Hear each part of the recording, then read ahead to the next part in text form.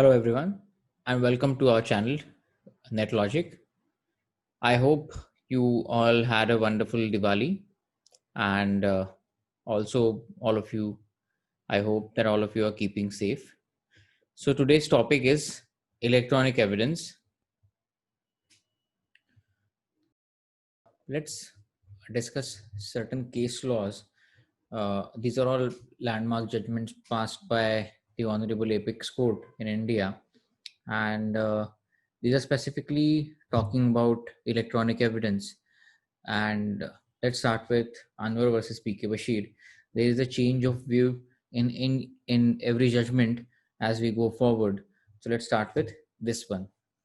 So this judgment talks about that as far as Section 65B of Evidence Act is concerned, there is a non-obstante clause that would override the general law on secondary evidence under Section 63 and Section 65 of the Evidence Act.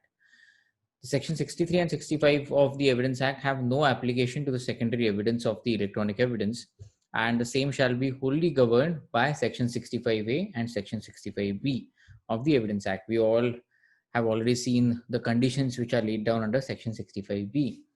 The only alternative to prove the electronic record evidence is by producing the original electronic media as primary evidence. So this is the original electronic media. If I want to produce a text message before a court, and if I want to produce the primary evidence, I will submit my mobile phone before that court directly.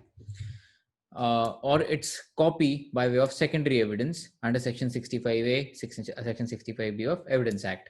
So if I am submitting CD, DVD, or a pen drive containing that text message, then it has to be accompanied by the Section 65B certificate, which I will give as the owner of this device. If this is not that text message is but that text message is not accompanied by a Section 65B certificate, then it is inadmissible in the court of law.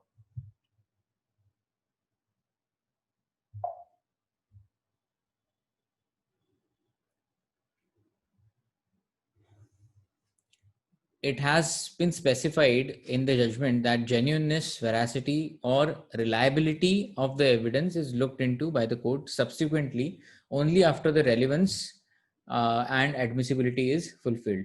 So if these two criteria in this judgment, it was stated that if the two criteria are fulfilled, then subsequently the court would look into the genuineness of that electronic record or reliability of that electronic record.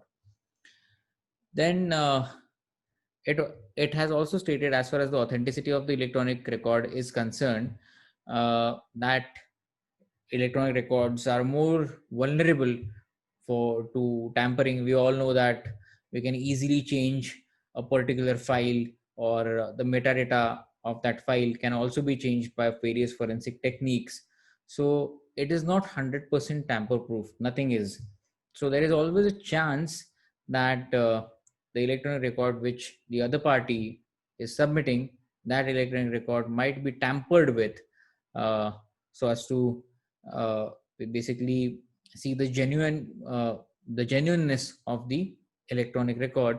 The court has to apply various safeguards, or it has to be verified by the forensic lab, and the court can rely on the analysis report, or the report submitted by the forensic lab in a specific matter. Then the original recording and digital voice recorders, mobile phones need to be preserved, as they may get destroyed. So it is very clear under this judgment that if whatever I had stored, or that text message we are talking about for so long now, that if that text message gets deleted, then subsequent to that, after deletion of that text message, I won't be able to submit CD or DVD and the certificate before a court, because the original is destroyed. So in the court specifically stated in this case that If the original is not preserved and if it is destroyed, then the CD DVD containing the text message is inadmissible. And the oral testimony or expert opinion is also barred, and the recording data in CD DVD do not serve any purpose for the conviction.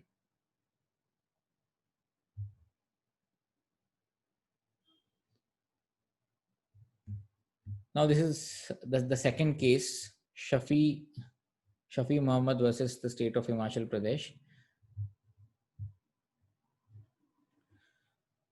The court stated in this case that electronic evidence is admissible under the Act. Section 65A and Section 65B are clarificatory and procedural in nature and cannot be held to be complete code on the subject. So it took a contradictory view of the previous judgment.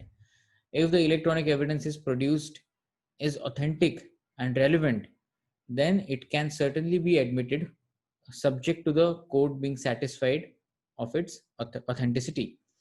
The procedure for its admissibility may depend on the facts such as whether the person producing the said evidence is in position to furnish a certificate under Section 65B. So there is a typo, Section 65B4.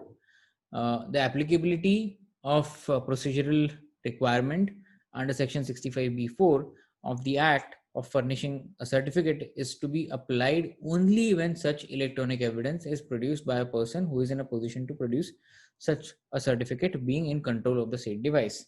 So we already saw that it has to be either the owner of that device or a genuine legal user of the particular device. In a case where electronic evidence is produced by a party who is not in possession of a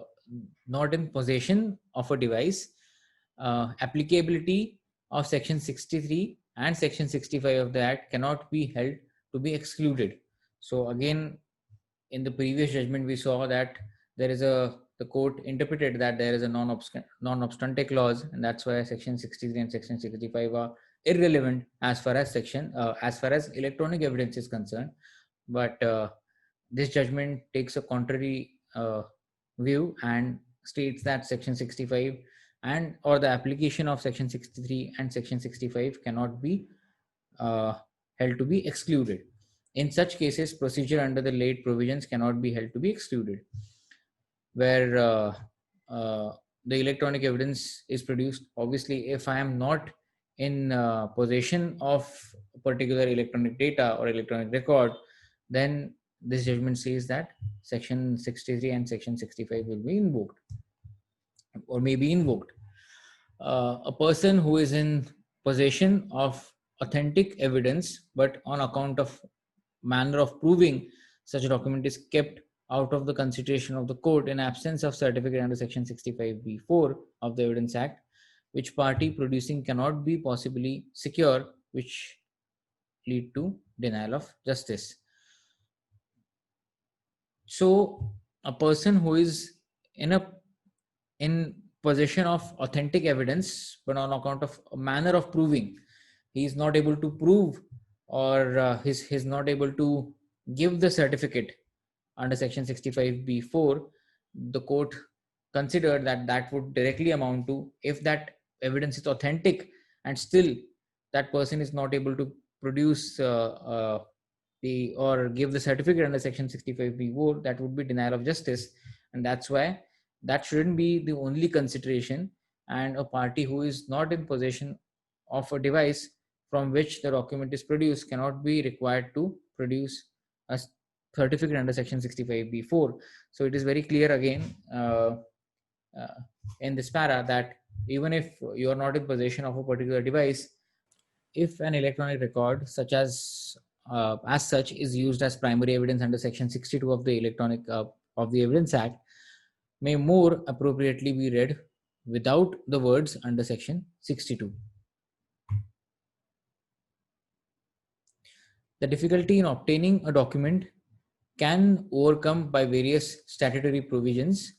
Section 165 of the Act empowers the judge. Now, this is all procedural requirements which are given under various statute. In a situation where the certificate has been applied for and the person or authority does not comply with such request, parties can apply to the court to direct the person to produce the certificate. So it is as simple as that even if pursuant to the directions of the court the certificate cannot be obtained, the alleged disobedience of the law is excused.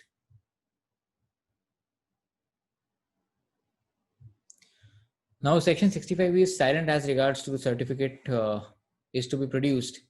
When the certificate is to be produced, uh, I've seen in, I mean, when we talk about it practically, I've seen in many cases wherein the law enforcement agencies are not able to produce the Section 65B certificate when they submit the charge sheet in the court. But at a later stage, in many cases, I've seen that the court has excused this delay and they were able to submit that Section 65B certificate if the delay was justified. Let's see what the judgment states. And though generally the general directions were also issued to cellular companies and internet service providers to maintain CDRs, uh, call detail records, and other relevant records as per law, and it has been directed that appropriate rules and directions should be framed in exercise of the Information Technology Act 2000. So the judgment also states that there has to be certain rules and regulations, or there has to be certain rules under the power which are conferred, uh, onto the central government. The central government should come forward and uh, frame certain rules regarding the maintenance and storage of these electronic records.